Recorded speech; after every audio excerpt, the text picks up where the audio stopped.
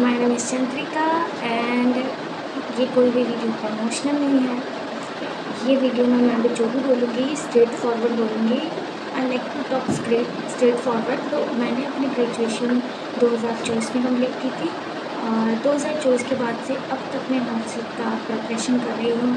और जैसे कि मेरे पुरानी वीडियोस में आप लोगों ने देखा भी होगा कि मैंने कहाँ से कोचिंग लिया, तो मैं कोई भी ऐसी फालतू बातें नहीं करने वाली अभी। आज हम बात करेंगे बुक्स की, क्योंकि जैसे कि पिछले 12 दिनों से मैं लगातार अपने इंस्टाग्राम पर और यूट्यूब पर डेली अपना नोटसिट का जर्नी शेयर कर रही हूँ और बहुत ज़्यादा आप लोगों की तरफ से पसंद भी किया जा रहा है। तो उसको देख के मुझे और मोटिवेशन फील होता है और मुझे पढ़ने का मन भी करता है। तो बहुत सारा कंटेंट ऑलरेडी बुक्स के अराउंड बहुत सारा अपलोडेड है, बट मैंने भी देखा, मैंने भी बहुत सारे सजेशन सुने बुक्स के, बट अभी तक की जितनी बुक्स हैं मैंने ले ली है मोटी मोटी जो कि ज़रूरत होती है। तो मैं बुक्स को डिवाइड करूँगी कि हमें कब कौन सी बुक पढ़नी चाहिए जिससे कि हमें नोटसिट में ज़्यादा टाइम ना लगे और हमारा क्रैक भी हो जाए, स्कोर भी, रैंक भी अच्छी आ जाए। ऐसा ही कुछ मैं खुद के लिए मैंने सोच रखा है। तो मेरे पास बहुत सारे डीएम्स आए थे इंस्टाग्राम पे कि हमें बुक बताइए, आप कौन सी बुक पढ़ते हैं, आप क्या करते हैं। तो उसी के रिगार्डिंग है। तो फर्स्ट हम बुक्स को डिवाइड करेंगे on the basis of time. अब आप पूछेंगे कि टाइम के बेसिस पर बुक्स को कैसे डिवाइड करेंगे। तो टाइम में हमारी बात करेंगे कि हम कौन से टाइम सिचुएशन के टाइम पीरियड में हम फंस चुके हैं, कौन से टाइम लूप में अभी हम फ़िलहाल खुद को महसूस कर रहे हैं। तो on the basis of time मैं तीन पार्ट में डिवाइड करूँगी। First part for the college student जो कि फ्रेशर है, मैं उनको फ्रेशर बिल्कुल नहीं बोलूँगी। जो फाइनल ईयर कर चुके हैं या फिर अपनी फाइनल ईयर के लास्ट एंड में हैं, मैं उन्हें फ्रेशर नहीं बोलूँगी, क्योंकि उन्हें पता है कि नर्सिंग क्या है, उसमें कौन सा कंटेंट होता है। बस उन्हें देरी हो गई है, जैसे कि मैंने भी अपने टाइम पे देरी की थी। तो मैं कहूँगी वो भी लेट हो चुके हैं जिन्होंने अभी तक प्रिपरेशन स्टार्ट नहीं की है।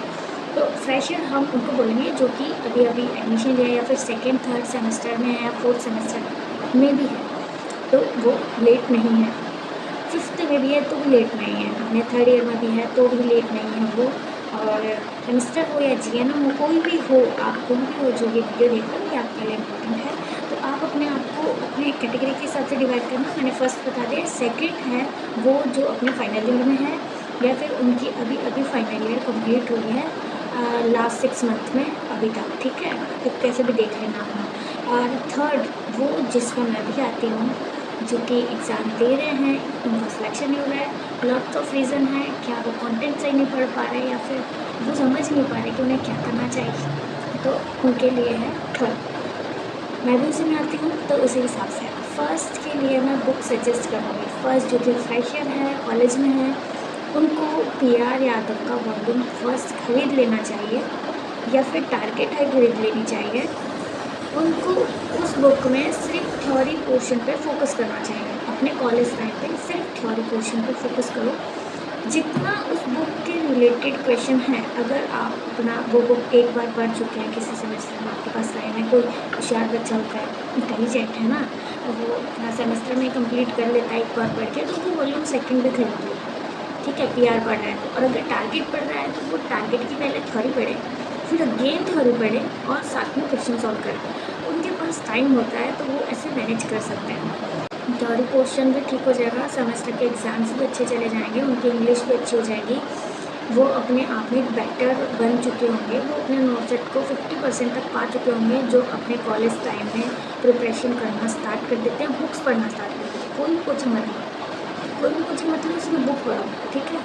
अब हम बात करेंगे सेकंड, जो कि अपने फाइनल ईयर में है या फिर अपने फाइनल ईयर अभी राउंड लास्ट 6 मंथ में कंप्लीट किया है, जो कोचिंग कर रहे हैं, ठीक है। जो कोचिंग कर रहे हैं उनको तो मैं कहूँगी कि अब आपने कोचिंग किया है, आपके नोट्स अच्छे हैं, आप उसे भी पढ़िए, आप एक बुक भी पढ़िए, ठीक है। बुक पढ़ेंगे तो आपको और कुछ अलग मिल जाए, अपडेटेड बुक पढ़िए जो कि आपको अच्छा सा गाइडेंस दे सके। बुक पढ़ने से बहुत सारे फ़ायदे होते हैं। और जो अभी अभी फ्रेशर है, जो ऐसे सोच रहे हैं कि हम लोग कोचिंग ज्वाइन करें, हम लोग कौन सा कोचिंग ज्वाइन करें, हम लोग क्या करें, ऐसा कोई बहुत सारे क्वेश्चन आते हैं उनके घर में, मेरे पास डीएम्स भी आए थे।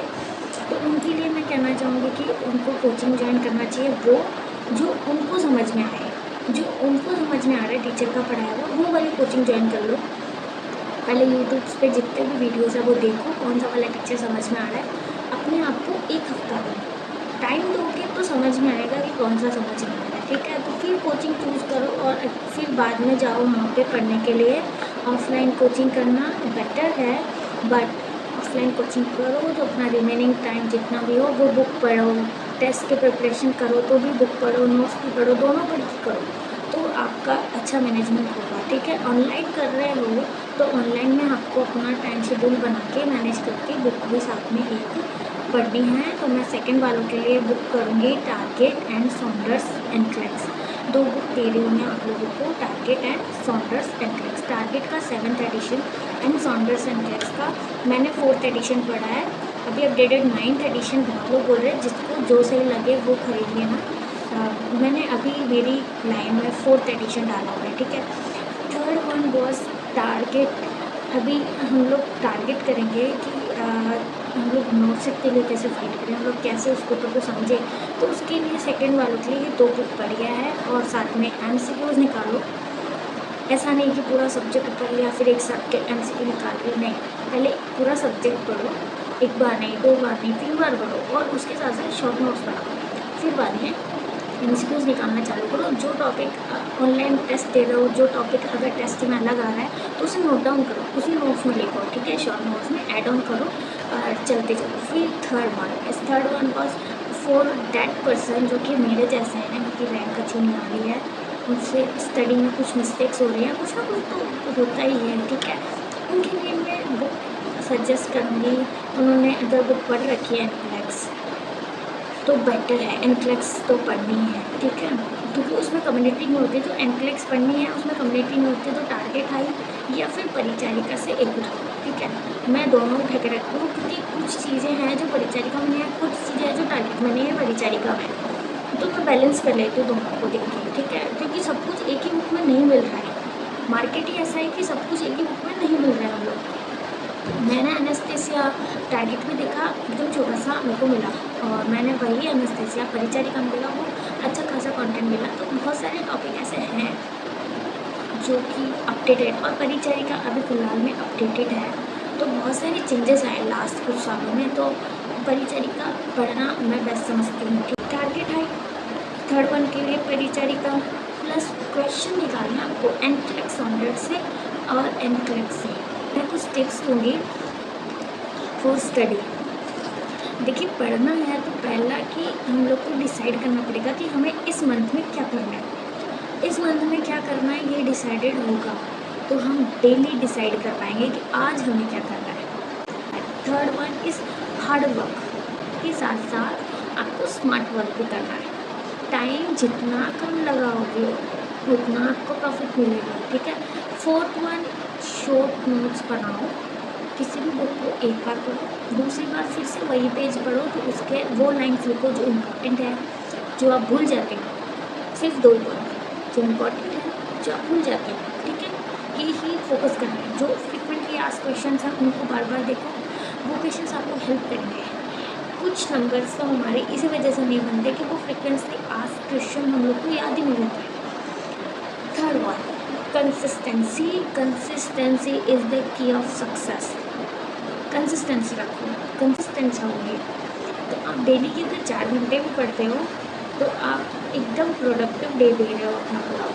बट अगर आप कंसिस्टेंसी ना रहकर आज आपने 10 घंटे पढ़ा, 2 दिन आपने पढ़ाई नहीं की, फिर 2 दिन बाद में आपने 4-5 घंटे पढ़ा, फिर 1 दिन नहीं पढ़ा, तो कोई सेंस नहीं है, कोई सेंस नहीं है, ठीक है। एक तो ये मेरा टिप हो गया।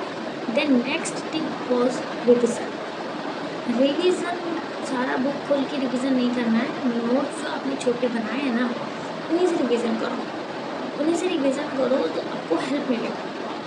फिर और करो, मैं भी करती हूँ, ठीक है। Thank you for today. आज के लिए इतना ही। मैं आपको बुक बताना था, मैंने बुक बता दी। आपको लिंक प्रोवाइड करवा दूँगी। यूट्यूब पर तो ऑप्शन है ना, यूट्यूब पर ऑप्शन है और यहाँ पर मैं ऐसे फ़ोटो चिपका दूँगी, ठीक है। फ़ोटो चिपका दूँगी और do like, subscribe and follow for my account Instagram और यूट्यूब। आराम से करो, ठीक है। पढ़ाई पर ध्यान दो। आज के लिए इतना ही, फिर मिलेंगे।